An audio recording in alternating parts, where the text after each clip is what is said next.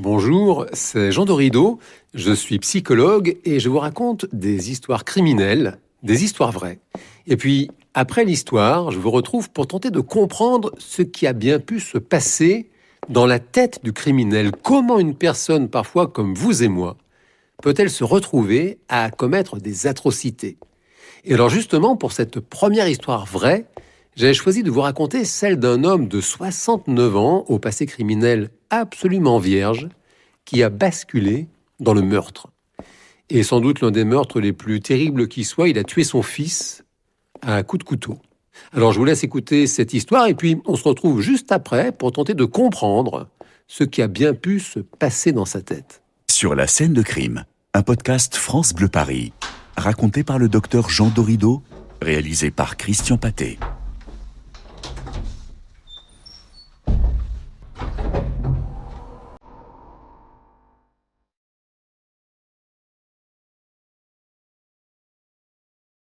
Alors aujourd'hui, pour cette première histoire vraie, je vous emmène dans les beaux quartiers à Neuilly-sur-Seine pour vous parler de ce père accusé d'avoir tué son fils à coups de couteau et d'avoir dissimulé son cadavre pendant 18 mois chez lui, dans le couloir de leur appartement. Tout commence en décembre 2015, dans cet appartement que partagent Azzedine et son fils depuis le décès de la mère l'année d'avant, en 2014. Azzedine est un homme d'affaires d'une soixantaine d'années, chic et cultivé. Avec son fils âgé d'un peu moins de 15 ans au moment des faits, ils essayent de faire le deuil de cette épouse et de cette mère partie trop tôt, emportée par un cancer. C'est la veille de Noël qu'a lieu le drame.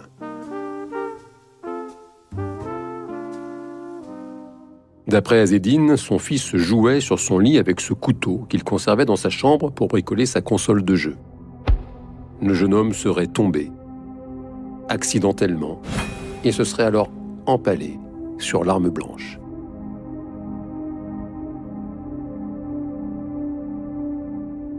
Alors évidemment, lors du procès aux assises, l'avocat général a demandé à Azzedine pourquoi il n'a pas appelé les secours. Ce à quoi Azzedine répond qu'il était complètement sidéré, bloqué par le spectacle de son fils se tordant de douleur, hurlant « Papa, papa, j'ai mal, j'ai mal !»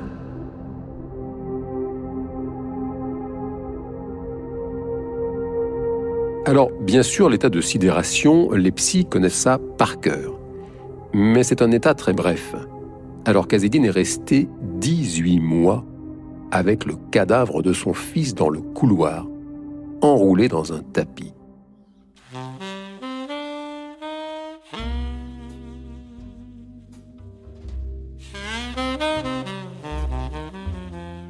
C'est l'équipe d'huissiers et de policiers venus l'expulser de son appartement de Neuilly qui ont découvert le cadavre, alertés par l'odeur. Pendant le procès d'assises, la personnalité d'Azzedine s'est retrouvée au cœur des questions et des débats. Cet homme est très sûr de lui, il répète à l'envi qu'il est riche, qu'il ne fréquente que des personnes puissantes et importantes, alors que dans les faits, il est ruiné. Il ne paye plus le loyer de son appartement depuis des mois parce qu'il n'a plus d'argent.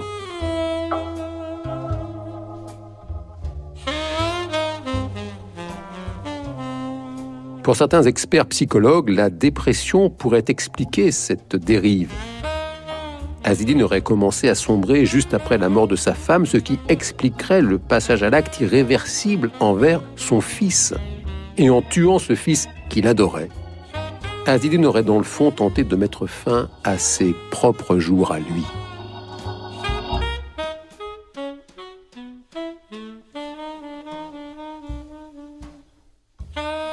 Une fois l'irréparable accompli, il se serait réfugié dans le déni, allant même jusqu'à promener son chien chaque jour, comme avant.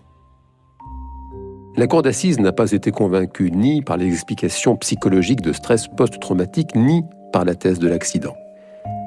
Elle a reconnu Azzedine coupable du meurtre de son fils et l'a condamné à 25 ans de réclusion.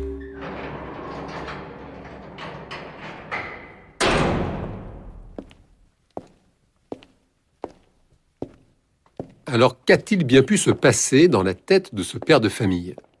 Il y a une double énigme à résoudre dans cette histoire. D'abord, comment un père aimant en admiration devant son fils peut-il se jeter sur lui à coups de couteau? Et puis, surtout, comment rester avec le cadavre de son fils dans le couloir de l'appartement pendant 1 an et demi? Notez que si les huissiers n'avaient pas été alertés par l'odeur, la dépouille de ce pauvre enfant serait encore probablement dans le couloir où elle a été trouvée. Alors, parmi les pistes d'explication qu'ont explorées les experts psychologues et psychiatres pour le procès, il y en a 3 qui se détachent particulièrement. Le premier point à retenir, c'est qu'au moment des faits, Azzedine est un homme brisé par le chagrin. Son épouse est décédée subitement d'un cancer en 2014, 1 an avant le crime, et cet élément, c'est sans doute ce qui a déclenché tout le reste.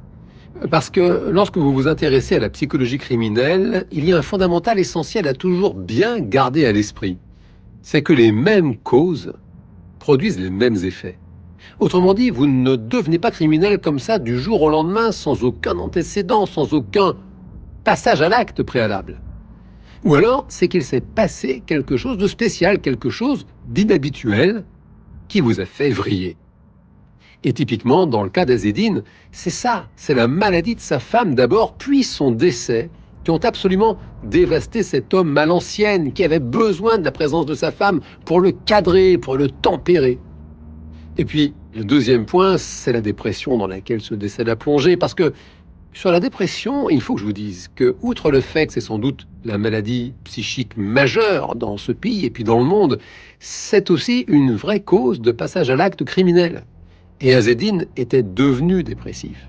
En plus du décès de son épouse, il traversait sur le plan professionnel une très mauvaise passe. Lui qui avait toute sa vie fait des affaires, il était en réalité ruiné. Et ce changement de statut, ce déclassement agissait comme un lent poison dans son esprit.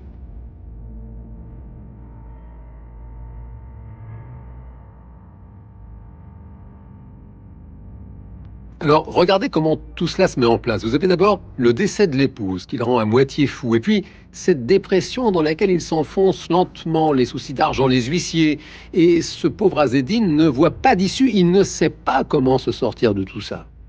Alors, vous pouvez vous dire qu'il y a son fils, justement, qu'il est là avec lui, et que c'est une bonne raison pour garder le moral, et puis se dire que tout va bien finir par s'arranger. Mais c'est là que nous arrivons à la troisième clé du mystère pour comprendre pourquoi Azzedine ne voit pas les choses de cette façon. C'est qu'il est extrêmement orgueilleux et il est même narcissique. Et c'est aussi le narcissisme poussé à l'extrême, c'est une vraie cause de passage à l'acte criminel. C'est morbide, le narcissisme. Et Azzedine est ultra narcissique, hyper soucieux de son image, il va même jusqu'à travestir la réalité pour toujours se donner le beau rôle. Et sur ce point, justement, son fils ne correspond pas à l'idée qu'il se fait de lui-même. Typiquement, Azzedine adorait répéter à qui mieux mieux, à quel point son rejeton était super doué en classe, à quel point il faisait l'admiration de ses professeurs. Mais dans la réalité, ça n'était pas le cas, c'était même tout le contraire. Le pauvre gosse, il avait beaucoup de difficultés en classe, ça peut se comprendre, il venait de perdre sa mère, il n'avait pas du tout la tête à étudier. Alors, bien sûr, tout ça n'explique pas ce terrible geste. Plusieurs coups de couteau, y compris dans le dos. C'est un meurtre d'une violence inouïe. Et précisément, c'est là que se situe toute la différence entre un esprit équilibré et puis un esprit qui a basculé du côté du crime.